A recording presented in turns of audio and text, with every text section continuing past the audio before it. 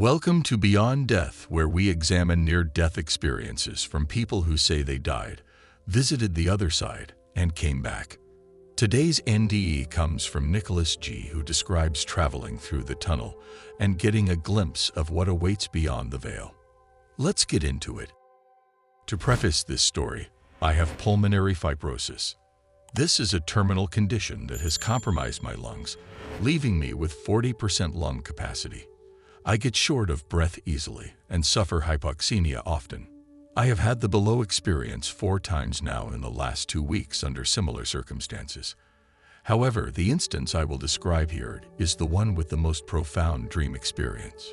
On the night in question, I fell asleep and started dreaming. Within a few minutes, things took a very dark turn. Before I realize it, I'm suffocating in my dream. In actuality, my nose had almost completely clogged up. My mouth failed to open up. As a result, I was suffocating. Since it started as a dream, I couldn't tell that I really was having a problem. I had incorporated the suffocation into my dream. Meanwhile, internally, I'm having a terrible time where I was trying to flag the dream people down to inform them that I needed help as I was having a hard time breathing. The most notable aspect of the dream portion of the experience was that the more my body shut down physically, the more the color systematically drained out of the dream landscape until it dawned on me that everything had turned an ashen gray color. My thought processes also started to slow significantly until I simply couldn't think anymore. This all took place in what felt like about 2 minutes.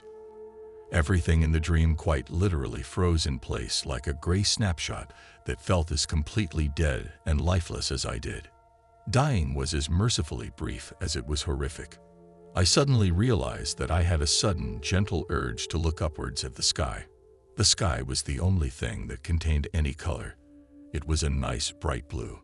The moment I turned my gaze upwards, 4 things happened. I became lucid and could suddenly think clearly. I felt alive again. The dead dream landscape faded, and my human personality and ego switched off like a light bulb, leaving me free to fully embrace myself as spirit. The tunnel had formed over my head, drawing me into it at a high rate of speed. The only thing I focused on was the light and God. I kept repeating God, God, God to focus my thoughts as I traveled. The tunnel walls were pure black with a beautiful gold light pulsating through and encircling the tunnel. At the end of the tunnel was a brilliant golden light. As I began to travel through the tunnel, I came to the realization that my body was nearing its end. Although I was still strongly aware of my body and its dire situation, I resolved to continue through the tunnel to the end of it. Since I had experienced this scenario on 2 other occasions the prior week, I now felt like an old pro with regards to the tunnel. The thought occurred to me that there were only 2 reasons I would be going through it. Rather, I was already dead, or the body was currently engaged in the death process and was not long for the world. Either way, I felt as though I needed to complete the journey with all possible speed, as I had no intention of needlessly hanging around Earth's astral plane. The further I flew through the astral plane, the more I lost awareness of the body. I felt nothing but dread in the last moments of the dream. Yet, in the tunnel, I felt the complete opposite. I was happy and content. The flight through the tunnel was what I would describe as entirely pleasant. I did have the dim awareness of the body, lightly flailing around back in my bedroom. I concluded it was essentially a husk and I needn't pay it any mind. I had hoped that it would stop struggling, so I could be free. After all, I wasn't having any problems. I didn't need to breathe, as that was a problem the body had to deal with, not me. The further I went through the tunnel, the more my senses and thought processes cleared, reaching maximum clarity at the end. There was an overwhelming feeling that I was finally going home. I half expected to sail right through the light to the other side. Instead, I was instantly stopped just before entering it. It was a huge wall of golden light that looked 500 feet tall and was just as wide. It was impossible to ignore, as there was nothing but complete blackness everywhere else. I knew it as the void. This was a point of no return. I knew definitively that if I passed through the veil that this body would expire immediately. There was no going back after this. For the moment, I was still attached to it.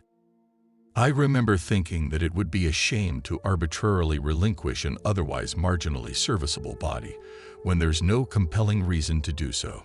Yet, I wanted to go through the veil in the worst way. I could sense an almost indescribable feeling of goodwill and happiness coming from the other side.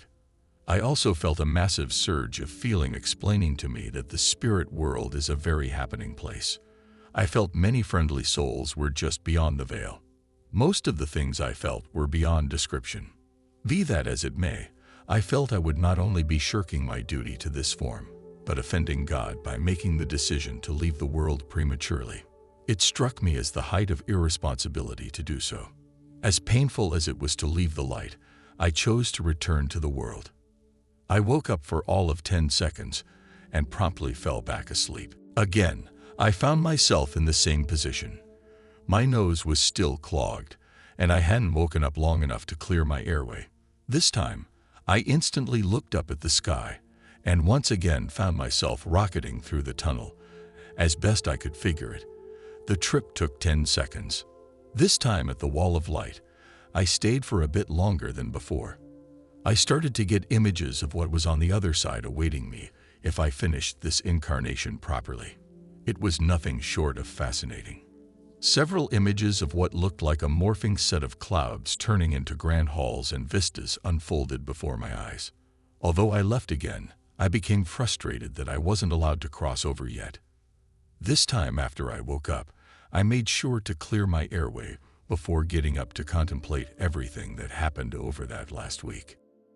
I've gone through the entire range of emotions from moroseness and depression from not being allowed to cross over, to extreme happiness that I finally know what happens to us when we die.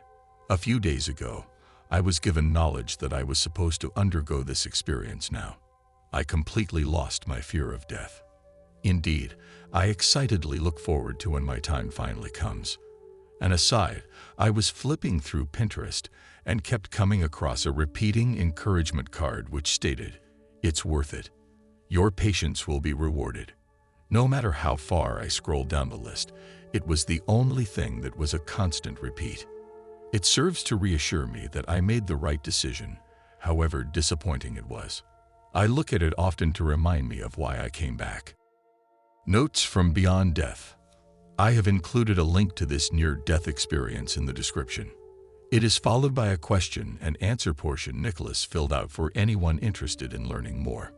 Remember, if you have your own experience you would like shared on this channel, simply email it to me at the link in the description. Until next time, stay blessed.